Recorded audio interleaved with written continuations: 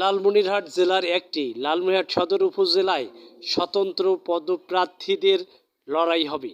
এ ষষ্ঠ উপজেলা পরিষদের তৃতীয় পর্যায়ের সাধারণ নির্বাচনে চেয়ারম্যান পদে 2 জন, ভাইস চেয়ারম্যান পদে 6 জন প্রার্থী প্রতিদ্বন্দ্বিতা করছেন। সদর উপজেলা পরিষদ নির্বাচনে মোট 118টি ভোট কেন্দ্র রয়েছে। তন্মধ্যে ভোটার সংখ্যা 2,89,606 জন, পুরুষ 1,45,719, মহিলা 1,43,886 জন।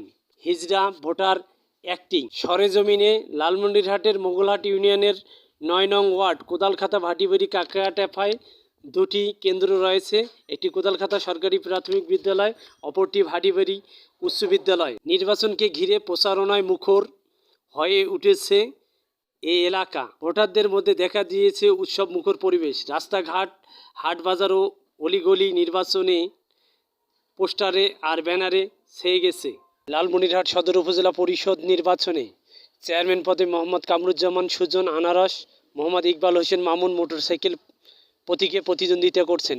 এছাড়া ভাইস চেয়ারম্যান পদে মোহাম্মদ হেলাল হোসেন তালা, মোহাম্মদ আশরাফ আলী টিয়া পাখি, মোহাম্মদ এরশাদুল করিম চশমা, মোহাম্মদ রাকিবুল ইসলাম মাইক, মোহাম্মদ শিপলু হোসেন উড়োজাহাজ, শ্রী হৃদয়চন্দ্র বর্মন টিউবওয়েল প্রতীকে প্রতিদ্বন্দ্বিতা করছেন।